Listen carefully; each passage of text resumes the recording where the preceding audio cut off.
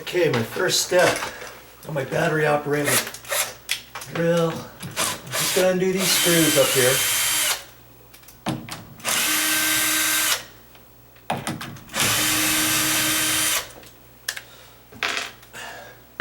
And I'm going to flop this hinge back. And if you have to, you can wiggle the door, and it came right off. Sometimes they don't come off that easy. Sometimes the backside of this paint, if it's not cured, could stick to the backside of that. And you're there and you're thinking, how come it's not coming off? You might have to take a little screwdriver behind here and pry up on it, or hold your mouth just right, kind of wiggle the door a little bit. But eventually you should be able to get that off. The main thing is you don't want to try to break off any of the door jamb as you're trying to rip this off. Okay, so that's the first step. Now I'm gonna try to keep the camera on, and I just want you to see I'm taking a small little drill bit, a little bit smaller than my actual screw. I'm taking some 2.5 inch drywall screws, coarse thread. Oh, you know what? This is the wrong drill bit. Good grief. That was for doing something different with some different screws, so I got to find my other drill bit. Just letting the camera run. I'm using an 1/8 inch drill bit because I got to drill a hole for these coarse threaded drywall screws. Okay, I always want to do that. You don't want to just put a screw in there and think you're going to ram it in there and put the drill on low, and you've got one of those hammer drills. You think, oh, I'm just going to ram it in there. I'm not going to get about drilling it. Well, I always drill it because first off, I've got to get it into the wood 2x4 behind there, and your wood 2x4s, they could be 30 years old. You know, depending on how old your house is. And have you ever tried to screw a screw into a hard piece of wood? It's almost impossible without stripping the head off. So now I'm going to drill 2 holes. You know, one down low in here, one up here. Kind of close to the edge, but not too close, because I want to get the head of the screw in there too. And I'm going to just put this in at a just slight little bit of an angle. I don't want to drill straight. I could hit the edge of the stud up next to the sheetrock. And so I'm going to drill right there. I've got it on high. I'm going to put it on a slight angle, so I know for sure I'm going to get it right onto the 2x4. And I can feel the 2x4 right there. So now I'm going to just keep drilling.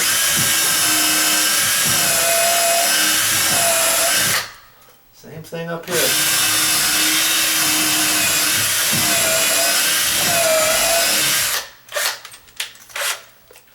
Now I can take that out, put my other attachment on here. I use the magnetic, it's an extension with a magnetic tip holder. I can slip it in and out. I can just take little Phillips. You can get different sizes, put it in there, whatever you got. Okay. Now I'm going to take my screws and just push them in there. You can see what I'm trying to do is take this section of the door jamb from here to here and kind of push it back further towards the 2x4s where it should be. I don't have to do it too much. You saw it. I don't have to raise it up that much, but I'm going to drive this all the way in. Stick your drill on low.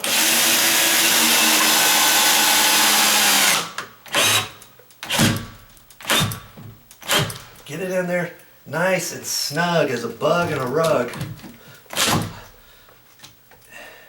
You want to make sure, see that one, the head's sticking out from the jamb just a bit. I want to go a little bit further. I'm hoping that I don't break the head off or anything. Wow. It's like not wanting to go all the way.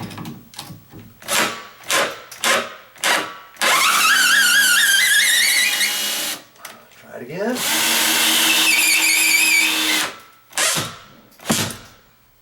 Okay.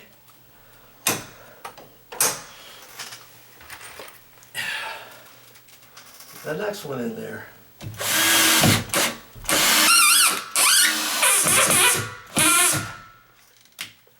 I can see that it's already pushing. I can see the little nail head right there.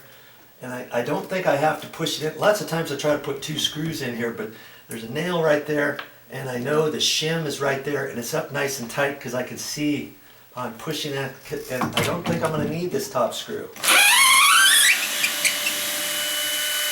Okay, most of the time I'll put 2 screws in, but this time I think I'm not.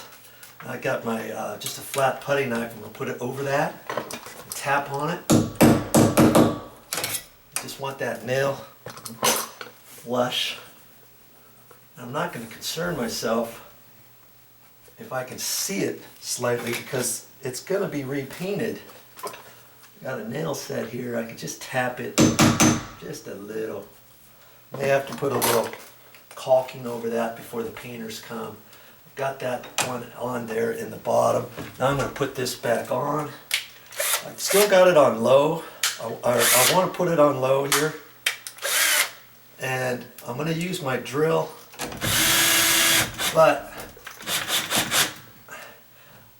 I try not to over tighten it with this because then I'll start spinning these and then that's going to keep this from being tight. Then you'd have to go through a big huge process of taking the door down, pre-drilling, putting in longer screws. I did that the other day. And if you haven't watched that video, I would highly suggest you look at it. Okay, there, see there? Looks like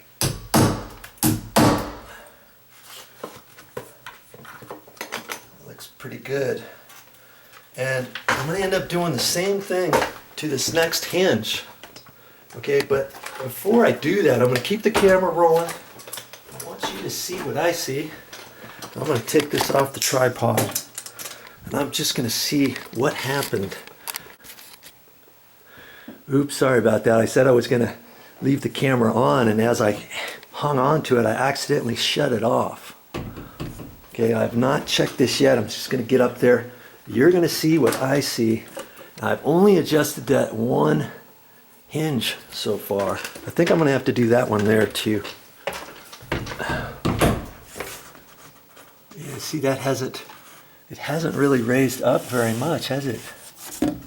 That's because right here at this door jamb behind there wasn't any, there's hardly any slop.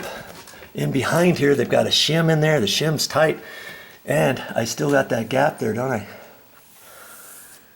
This gap has receded a little bit. Oh, I know I got to get this just a little bit closer. In fact, you see what's happening here? I may have to take that.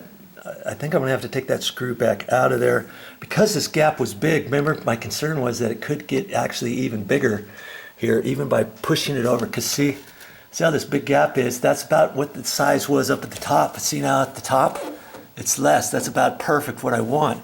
But if you stand back from there down to about there, this section of the door jamb has pushed in and created this gap even bigger. So I'm not going to be able to do it that way on this particular door. And you're going to be able to see the trick that I do, that I was talking about, that I may have to do on this door. Now, how did I know that?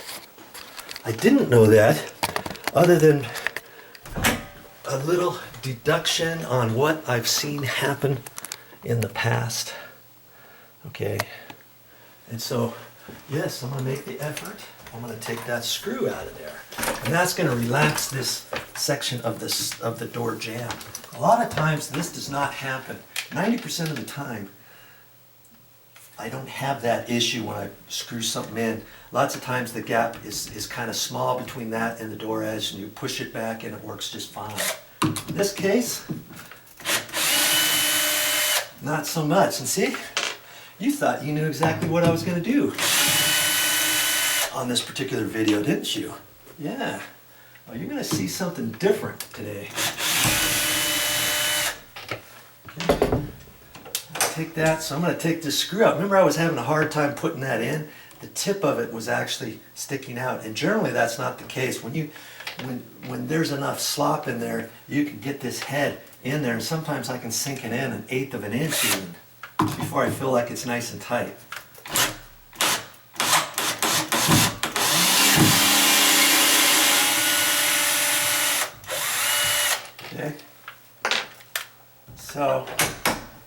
put this back.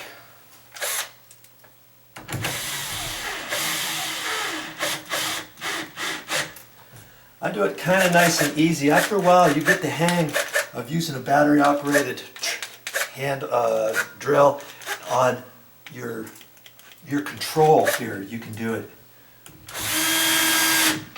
Because you can't really tell when it's tight sometimes on this, and you press it a little bit too much and you like, oops, and then you just started spinning the screw, you know. That's why I take my screwdriver and I'll tighten them up. I see this top one, this top screw, I can twist it, and that's not good. See there? I can twist and twist and twist. So I know I didn't just do that. It was like that before. But I'm going to have to put a long screw in there. And I'll show you how to do that too, but I know I have to take this door down. So I'll be able to take care of it. Well, actually, see, lots of times the door swings up against a wall, you know? And if it does, the door would only open up about like that. I can't get my drill in there, but because these doors are not like that, I could fix it like that, okay? If I didn't have to take the door down. Right? I'm gonna end up taking the door down, but before I do that, I'll just show you on the outside. That should have relaxed this a little bit. Hopefully I don't shut the camera off on you this time. Okay, now you see how that relaxed. Look at the gap from there and look all the way up to the top. See how there's the gap is nice and wide again? That's because I took that out, and just that little bit, it's allowed this little bit of the door jamb to kind of relax and come back into place. And the gap, you know, the gap down here is fine up to about here. Then it starts getting just slightly bigger and bigger yet up there and up to there. And I know I've got to get the door moved over that way. There's no ifs, ands, or buts. We've already decided this door is not going to go that way. And you saw how I put that screw in there. That didn't even move, that did it? Because there's some shims in there, and it's just not going to go any further. Okay? Maybe this door jamb was up tight. Maybe there's no shims over there. Maybe it's up fairly tight to the 2x4. Now, we don't know. Okay, so my next step, this is going to be tricky. Okay, you ready for this? Just going to explain very briefly what I'm going to do. I've got to take the door off first.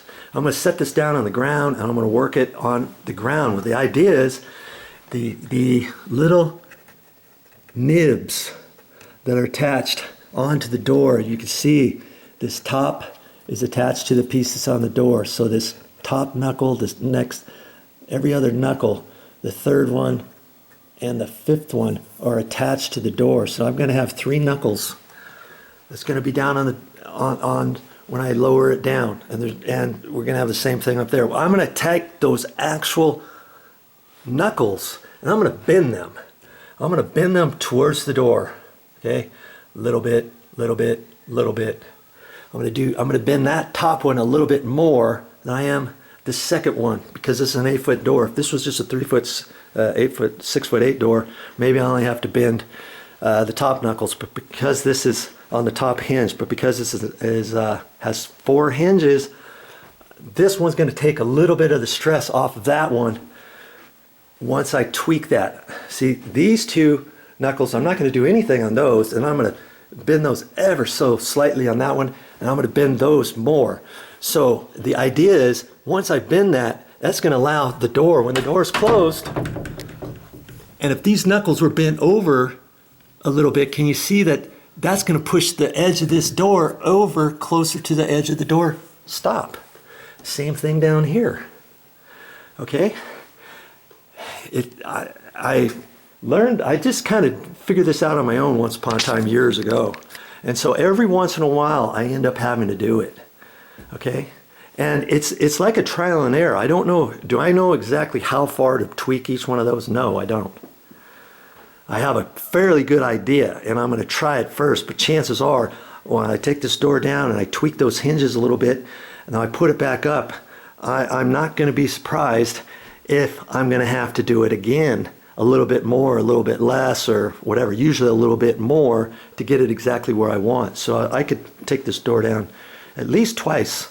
Maybe I might get lucky on the first time, or maybe I have to do it 3 times, but that's how I'm going to fix this door and get it looking primo. Okay, stick around. I don't know if you've ever seen this before. All right.